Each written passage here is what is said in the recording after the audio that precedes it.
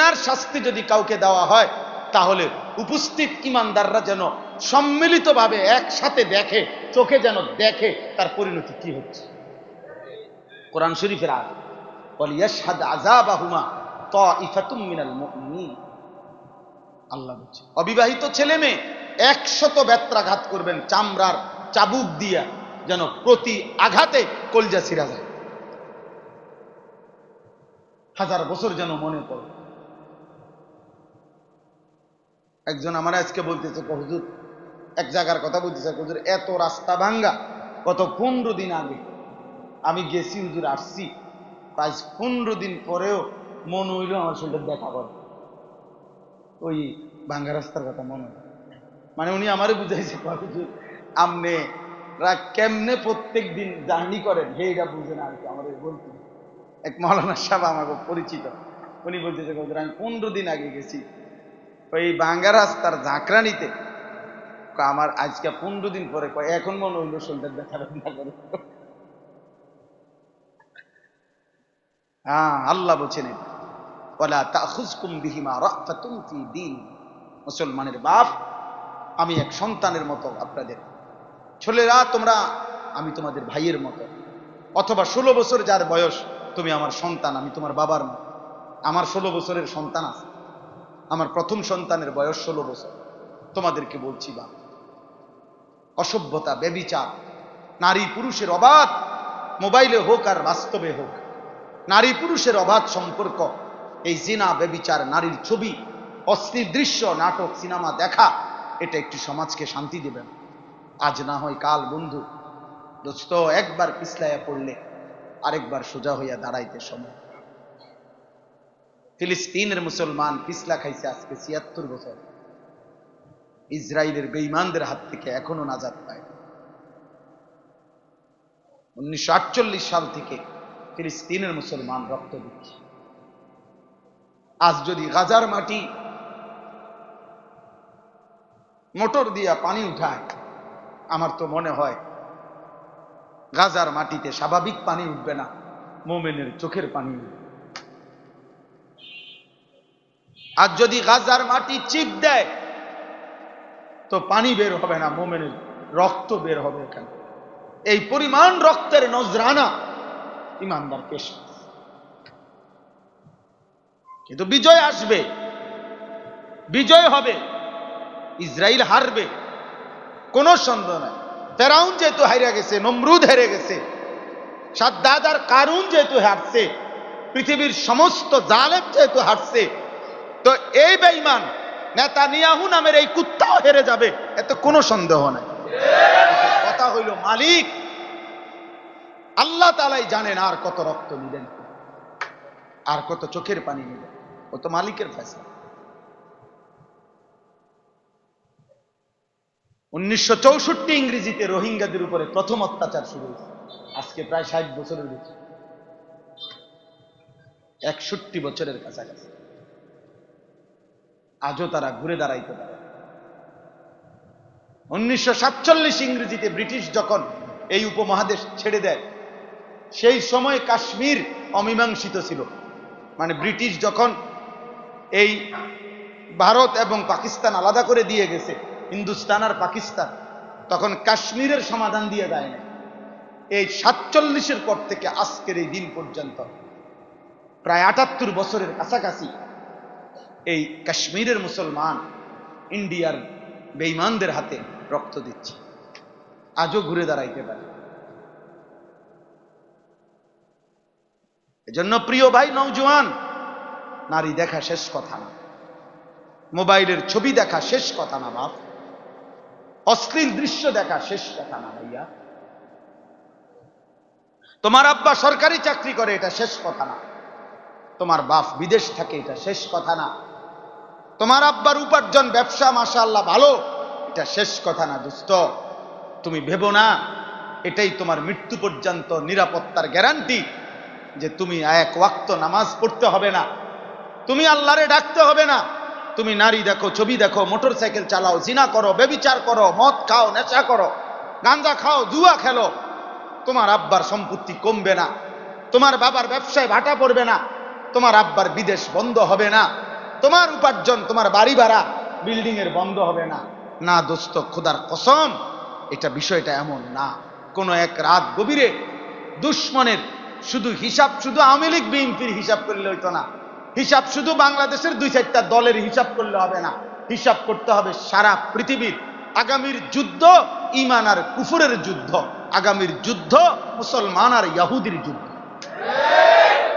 সেই যুদ্ধে যদি কোনোদিন রাত গভীরে আন্তর্জাতিক হামলা হয়, তো সেদিন দেখবা 1 ঘন্টায় হয়তো লক্ষ বিল্ডিং সমান হয়ে যাবে। সেদিন হয়তো 1 ঘন্টায় 30 লক্ষ, হয়তো 10 কোটি মানুষ পথে বসে গেছে, আর সেখানে তুমিও থাকবে। তখন বুঝবা অভাব কাকে বলে, তখন বুঝবা মোবাইল টিপার মজা কি, তখন বুঝবা 300 টাকা দিয়ে চুলের কাটিং করার টাকার মূল্য কাকে বলে, তখন বুঝবা বাবার একটি একটি টাকা নষ্ট করার উপকারিতা। আমি সতর্ক করলাম, একজন হলে একজন সতর্ক করলাম, গুনাহ ছাড়েন, গুনাহ ছাড়েন। লাভ কি হবে? যদি পৃথিবীতে টিকতে নাও পারি, ঈমান নিয়ে আমল নিয়ে যদি মরে যাইতে পারি, অসুবিধা নাই। কমপক্ষে এতটুকুতে জালেম যদি শেষও করে ফেলে, আখিরাত তো পাওয়া যাবে।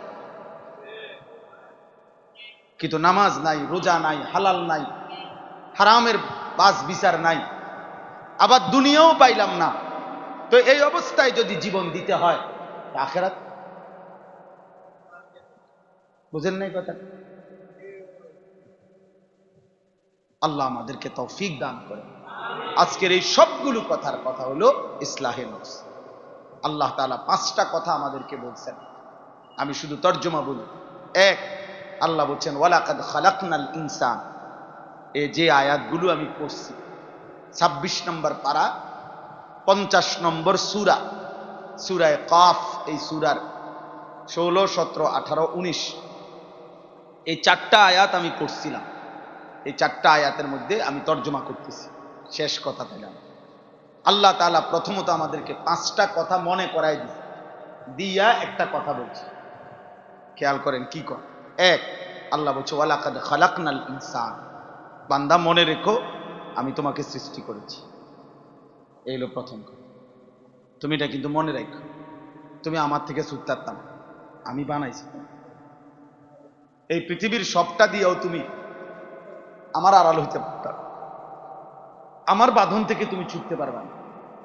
আমি তোমাকে সৃষ্টি করি, তোমার অস্তিত্বের প্রতি ফোঁটা আমার হাতে গড়া, তোমার ভেতর বাহির আমার বানানো, আমার বানানো।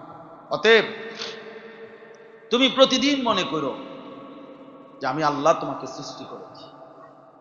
কার নাফরমানি করছো বুঝে শুনে করো, কার অবাধ্যতা করছো বুঝে শুনে করো। কোন মালিকের নামাজ পড়ো নাই, সিজদা দিলা না, দেখি মেম্বার না চেয়ারম্যান না এমপি না মন্ত্রী না তোমার দলের লোক না বিরোধী দলের লোক, তুমি আন্দাজ করো। 1, ওয়ালাকাদ খালাকনাল ইনসান। 2, ওয়া না'লামু মা তুওয়াসবিসু বিহি নাফসু। আল্লাহ তাআলা বলে বান্দা আমি এমন মালিক যে তোমার চোখ দিয়ে যা করো তাও জানি, কান দিয়ে যা করো তাও জানি, হাত দিয়ে যা করো তাও জানি, লজ্জাস্থান দিয়ে যা করো তাও জানি, তোমার পাও দিয়ে যা করো তাও জানি। তুমি এগুলা না শুধু তোমার সারা দেহের অঙ্গ না শুধু, বরং তোমার অন্তরের গভীরে শেষ বিন্দুতে যেটা তুমি কল্পনা করো, ওয়াসওয়াসা, গুনাহের কুমন্ত্রণা, এই পৃথিবীর কেউ টের পায় না।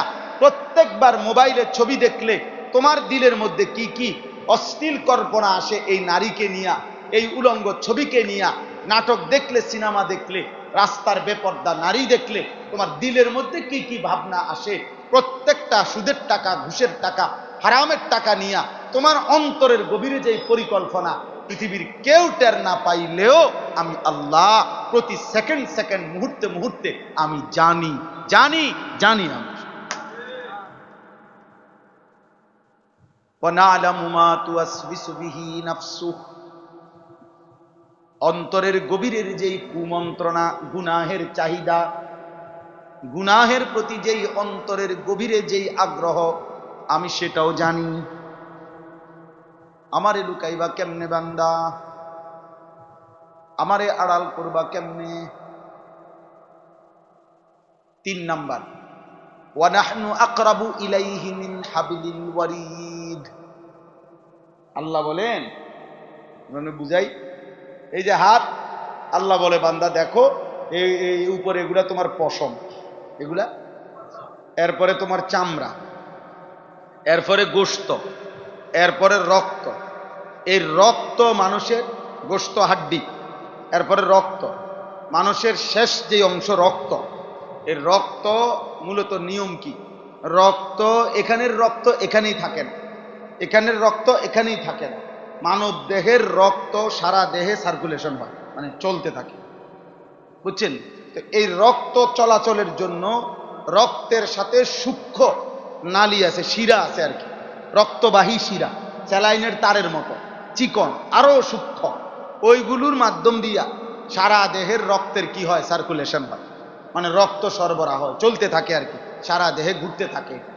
তাইলে আল্লাহ তাআলা বলেন বান্দা, এই পশম, চামড়া, গোশত, হাড্ডি, রক্ত, রক্তের প্রবাহিত যেই শিরাগুলো, যেগুলোর মাধ্যমে তোমার সারা দেহে রক্ত চলে, ওইগুলা তোমার অস্তিত্বের যেই শেষ প্রান্তে আমি আল্লাহ তার চাইতেও বেশি তোমার কাছে।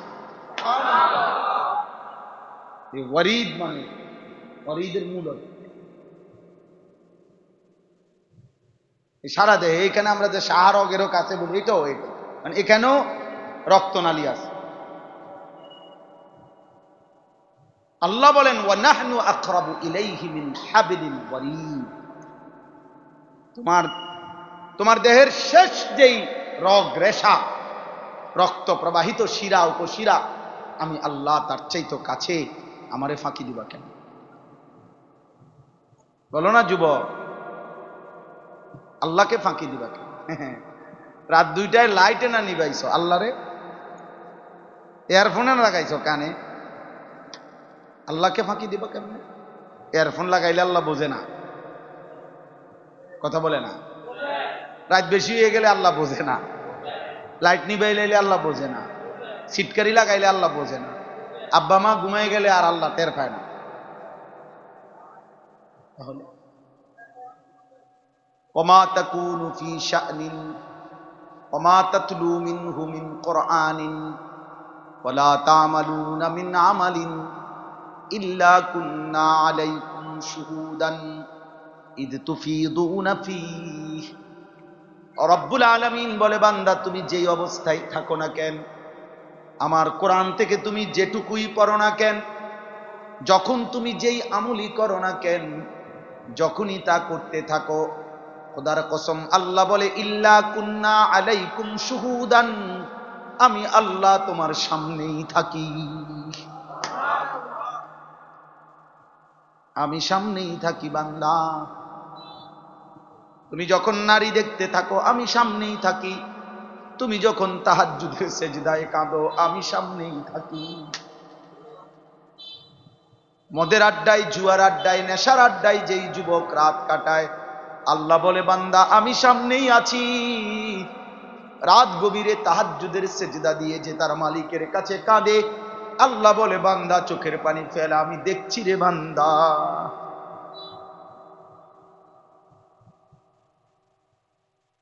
অতএব এই 3টা কথা আল্লাহ বলছে নিজের ব্যাপার। 1, আমি তোমাকে সৃষ্টি করেছি। 2, তোমার অন্তরের গভীরে যা আমি তা জানি। 3, আমি তোমার অস্তিত্বের সবচেয়ে কাছে, তোমার দেহের, তোমার অস্তিত্বের আমি সবচেয়ে কাছে। 4, ইয ইয়াতালাক্কাল মুতালাক্কিয়ানি আনিল ইয়ামিনি ওয়া আনিশ শিমালি কাঈদ। আল্লাহ বলেন 4 নম্বরে 24 ঘন্টা তোমার ডানে এবং বামে আমি আল্লাহর নির্ধারিত 2 জন ফেরেশতা আছে, আছে না?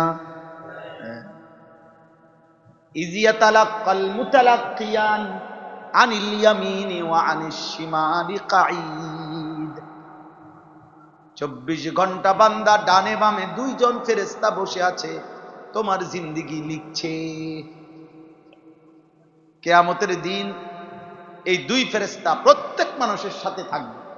পরে আর একটু পরে আছে ওয়াজাআত কুল্লু নাফসিন মাআহা সাইকুম ওয়া শাহীদ। আল্লাহ বলেন এই দুই ফেরেশতা কিয়ামতের দিন হাসরের ময়দানে তোমারে নিয়ে আসবে বান্দা। হাসরের মাঠে কেমনে আনবে?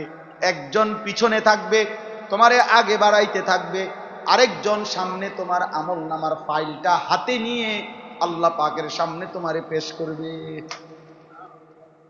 একজন সায়েক, একজন শাহীদ। একজন থাকবে পিছনে, তোমার বলবে আগে বাড়ো আগে বাড়ো, আর আরেকজন থাকবে সামনে তোমার ফাইল হাতে, উনি তোমার আল্লাহর সামনে উপস্থিত। প্রত্যেকে ওয়াজাআত কুল্লু নাফসিন লাকাদ কুনতা ফি গাফলাতিন মিনহা। আল্লাহ বলেন এই আখিরাত থেকে তুমি গাফেল ছিলা, আজ তা দেখো, আজ তা দেখো বান্দা। তো তাইলে বললাম 5 নাম্বার, মা ইয়ালফিজু মিন কাউলিন ইল্লা লাদাইহি রাকিবুন আতীদ।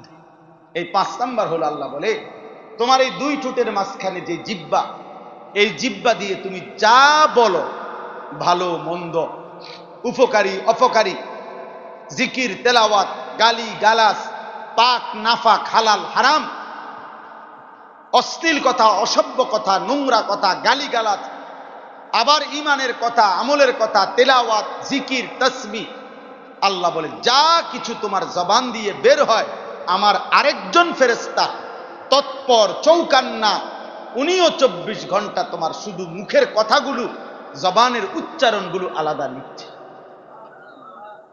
এই কয়টা হইল? 5। 1, আমি তোমাকে সৃষ্টি করেছি। 2, তোমার অন্তরের গভীরে যা আমি জানি। 3, তোমার অস্তিত্বের সবচেয়ে নিকটে আমি। 4, ডানে বামে তোমার কি আছে? 2 জন ফেরেশতা আছে। 5, তোমার জবানের কাছে আমার আরেকজন ফেরেশতা তোমার জবানের প্রতি উচ্চারণ লিখছে।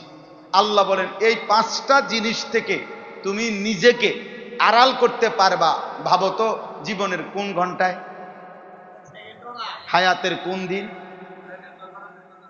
হায়াতের কোন দিন সম্ভব? আল্লাহ বলেন অতএব এই 5টি ব্যবস্থাপনার অধীনে থেকে তোমার ওয়াজাআত সাকরাতুল মাউত বিল হক, ভালো করো আর মন্দ করো, কাজে লাগাও আর নষ্ট করো, তুমি পাপ করো আর পুণ্য করো, নেকি করো আর গুনাহ করো, হালাল করো আর হারাম করো, এই অবস্থাতেই তোমার মৃত্যুর যন্ত্রণা সত্যি সত্যি আসবে, মৃত্যু আসবে। যালিকা মা কুনতা মিনহু তাহিদ, যেই মৃত্যু থেকে তুমি বারবার পলায়ন করেছিলে, বাঁচতে চেয়েছিলে, যেই মরণ তুমি কখনোই চাও নাই, মরতে তুমি চাও নাই, কিন্তু আল্লাহ বলেন সেই মৃত্যু আসবেই আসবে। কামে লাগাইলেও আসবে, কাজে না লাগাইলেও আসবে।